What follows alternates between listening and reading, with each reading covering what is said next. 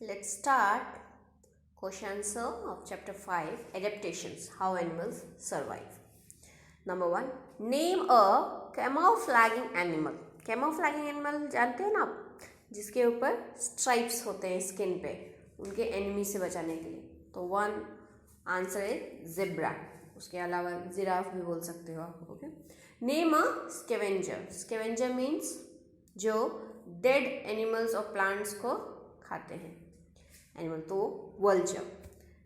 Name an aerial animal, मतलब जो हवा में रहते हैं ज़्यादा टाइम बिताते हैं. तो bat.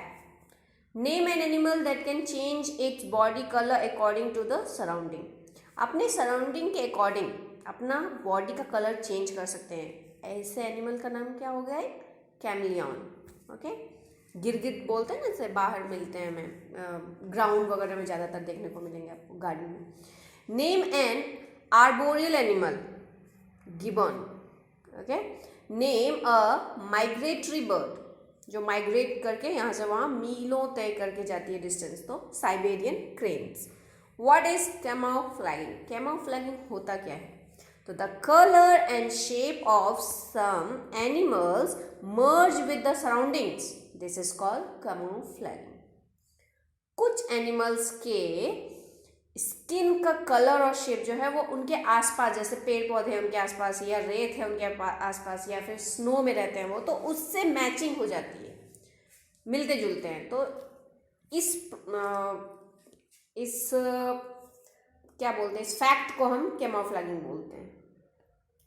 Now how did a polar bear survive in polar region? Polar region में बहुत ज़्यादा ठंड होती है, बहुत ज़्यादा.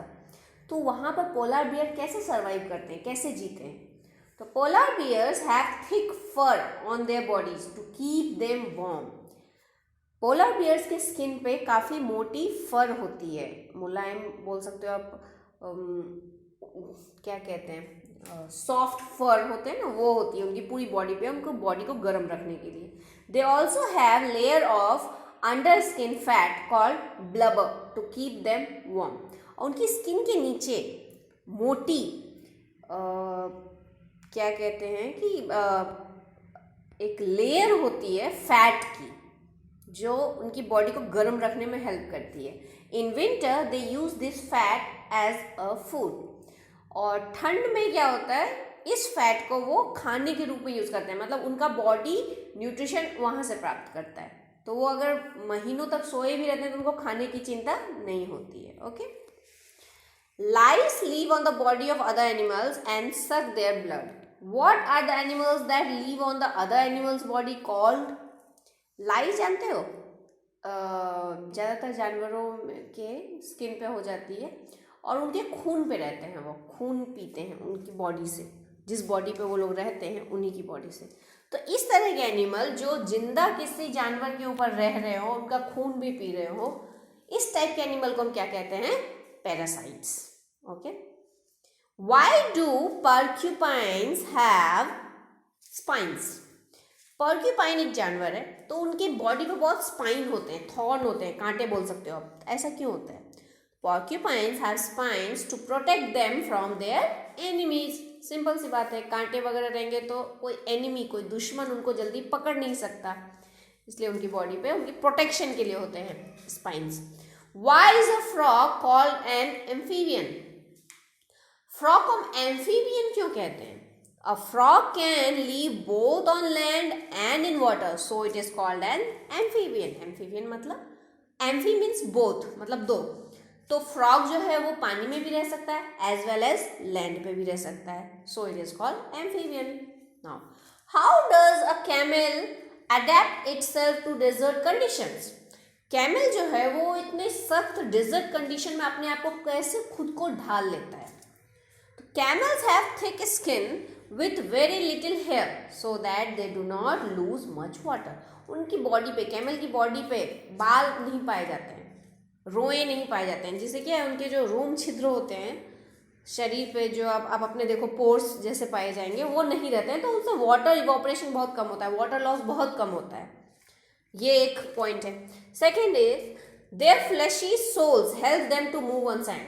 उनके जो पाँव के तलवे होते हैं बहुत पैडी होते हैं, बहुत सॉफ्टी होते हैं। तो क्या होता है, वो सैंड में जो है ना, हम अगर सैंड पे चलते हैं तो हमारे पाँव क्या है बहुत अंदर तक चले जाते हैं, तो चलने में हमें बहुत परेशान। बट कैमल्स के साथ ऐसा नहीं होता है, उनकी गद्देदार जो पाँव होते हैं उनको बहुत हेल्प मिलती है, तो वो सैंड पे आराम से दौड़ भी सकते हैं।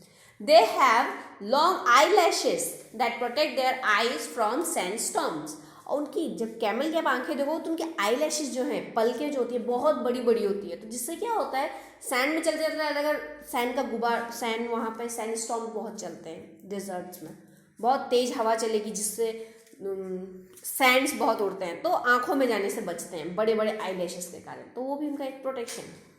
What is migration? माइग्रेशन क्या होता है?